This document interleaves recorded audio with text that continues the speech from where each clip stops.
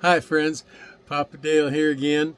We're continuing on our pursuit of the important doctrines and teachings of the historic Orthodox Evangelical Christian Church, and we call this series the Bible Nutshells. We call it that because these are not lengthy, in-depth theological discussions of these doctrines, but they're just nutshells. They're the important salient points, and then you have an opportunity to study more if you wish. If you don't wish to, then that's okay, because there's enough here that it'll help you and educate you. The purpose of doing this Bible Nutshell project is to edify the church, provide an educational resource for the Christian community, but also in the future there's going to be a rapture. The Christians are going to be taken out of the world, and there are going to be a lot of people that are left behind who just don't have a clue about what the Bible means or how to interpret it. But these videos could be a resource that the Holy Spirit could direct people to. At least that's the hope. Who am I? Well, I'm Papa Dale, and I am a retired pastor, teacher, theologian, chaplain, Christian ed director. Done a lot of things in my 50-plus years of Christian service to the Lord Jesus, and including during most of those years being a businessman. So I have created a video, about a 4.5-minute video, that introduces me and lets you know a little more about my background, my education, and my Christian service.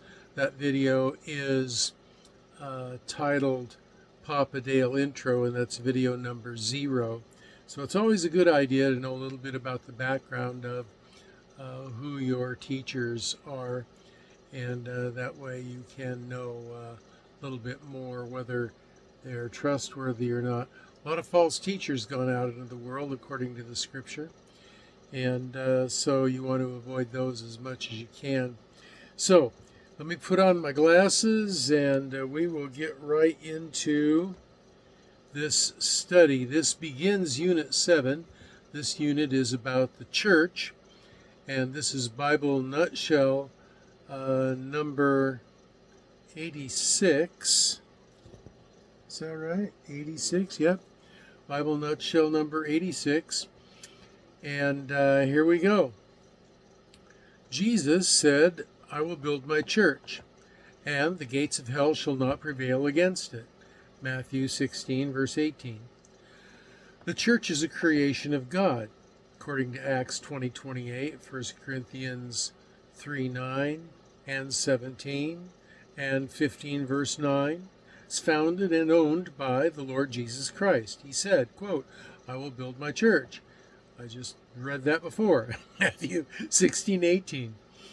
It is directed and energized by the Holy Spirit, 1 Corinthians 10:17, and chapter 12, verses 5 through 27, and Romans chapter 12, verses 4 through 5. Now, there are many groups that self-identify as a so-called church, but they're not the church. They're not the church of the Lord Jesus Christ. The biblical church is not a building. It is not the religious leadership of a group of believers, or it is not any particular denomination. The biblical church, the Greek word is ekklesia, is the worldwide collective body of believers who believe in and followers of Jesus Christ as the divine Son of God. Those people called out from among all the other people on the earth to serve Jesus in the New Testament era. That term is used of the entire body of believing Christians throughout the world, according to Matthew 16:18, of the believers in a particular area, according to Acts 5:11, and of the congregation meeting in a particular house, i.e. the house church, according to Romans 16:5. It was created by the Holy Spirit. This universal body This body is universal, invisible, and shares an historic and orthodox set of beliefs that unify it. A collection of people who say they worship God often follow unbiblical and spiritually harmful teachings. It is the content of their doctrine that is determinative. That's what I was saying before. There are a lot of false teachers that have gone out into the world according to the New Testament. And it's important to identify who the true teachers are, and you can only do that by the content of their doctrine, the orthodoxy of the content of their doctrine. So the unified content of their beliefs must be biblical. This includes 1, the nature of God, that the Creator is one God in 3 persons, Father, Son, and Holy Spirit, of the same essence, co-equal, and divine, Matthew 28:18 through 20. 2, the nature of Christ, that he is truly God, eternally begotten of the Father, and truly man, conceived by the Holy Spirit, and born of the Virgin Mary, John 1, verse 18, Matthew 1, verse 20, Matthew 1, verse 23. 3, the work of Christ, that he died a substitutionary death as a propitiation and to atone for man's sin, and he rose again, 1 Corinthians 15, 1 through 8. The process for receiving salvation is receiving this atonement by grace through faith alone, which applies its benefits to the believer, according to Ephesians 2, verses 8 through 9.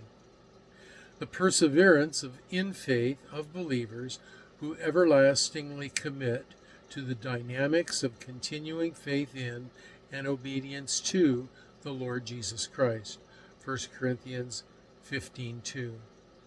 These 5 doctrines are universally affirmed by evangelicals as first-order, salvifically necessary beliefs.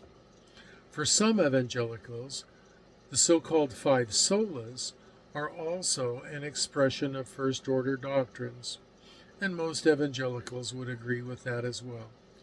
Scripture alone, grace alone, faith alone, Christ alone, God's glory alone.